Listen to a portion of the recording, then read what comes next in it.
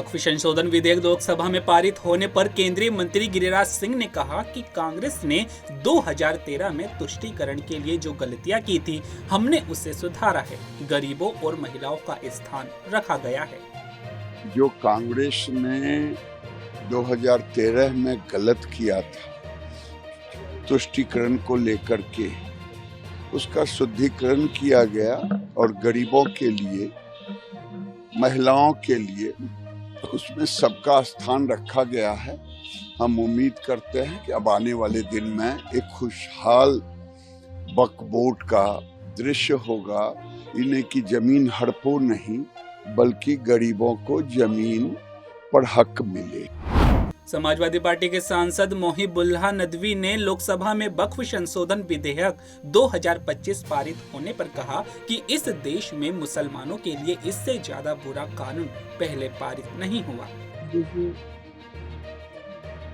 जमहूरियत में, डेमोक्रेसी में सर गिने जाते हैं और भावनाएं और जज्बात जो है वो कहीं दब जाते हैं, और जब लोग इक़्तिदार में होते हैं तो बहुत सी चीज़ों का उनको अंदाज़ा नहीं होता। चूँकि एक अहंकार भी होता है और बहुत सी चीज़ें हैं, लेकिन जो हुआ वो मैं समझता हूँ कि मुसलमानों के साथ इस देश में इससे ज़्यादा बुरा कोई और कानून पास नहीं हुआ होगा। और ये एक उनके साथ जिस तरह का कानून, संविधान को बालाए ताक रख करके जो किया गया है, आर्टिकल 26, 25, 14, 15 उन सबको बिल्डोज किया गया है, तो ये बिल्कुल नामुनासिब कदम है। केंद्रीय गृह मंत्री अमित शाह ने मणिपुर में राष्ट्रपति शासन के संबंध में लोकसभा में वैधानिक प्रस्ताव पेश किया। उन्होंने कहा कि पिछले 4 महीनों से मणिपुर में हिंसा नहीं हुई है। मैं ये नहीं कहता कि स्थिति संतोषजनक है, लेकिन यह नियंत्रण में है।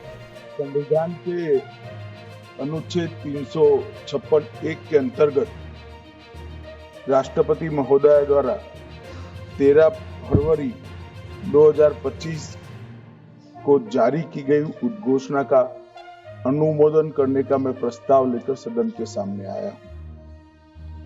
मान्यवर, हम सब जानते हैं कि हाईकोर्ट के एक फैसले के कारण मणिपुर में 2 समुदायों के बीच में आरक्षण संबंधी विवाद के कारण एक जातीय हिंसा का उद्भव हुआ।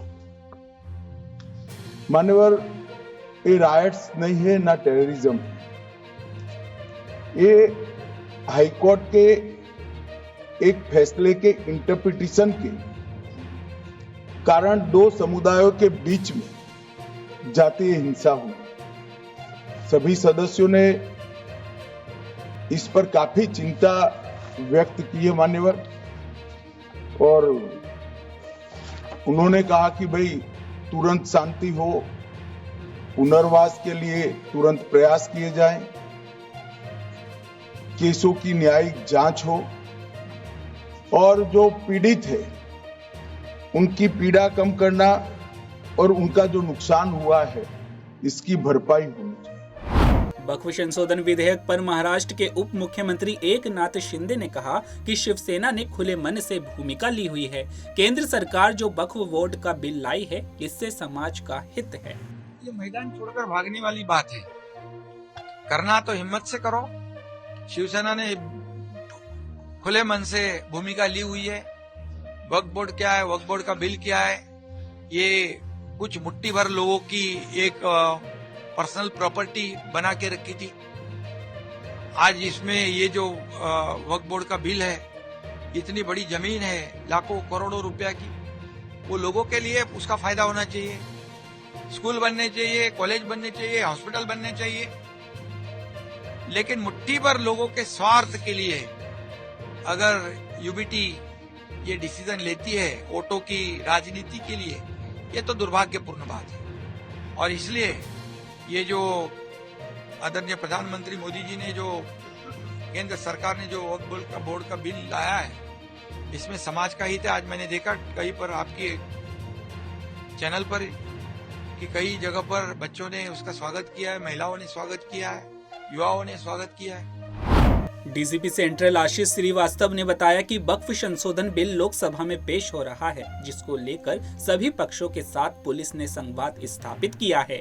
सभी लोगों से वार्ता की जा रही है, लोगों में सुरक्षा का एहसास हो, इसको लेकर फ्लैग मार्च किया गया है। क्योंकि वक्फ संशोधन बिल लोकसभा में पेश हो रहा है, इसको लेकर के सभी जो भी इसमें पक्ष हैं, सभी के साथ में पुलिस ने संवाद स्थापित किया है। सभी जो लोग हैं उनसे वार्ता की जा रही है, साथ ही लोगों में एक सुरक्षा का एहसास हो, इसको लेकर के भी पुलिस बल के साथ में आज ये पीला मोड़ वाली मस्जिद से लेकर के यहाँ हनुमान सेतु तक एक फ्लैग मार्च भी किया गया, जिसमें हम सभी सेंट्रल जोन और वेस्ट जोन के समस्त अधिकारियों के द्वारा इसमें पार्टिसिपेट किया गया है।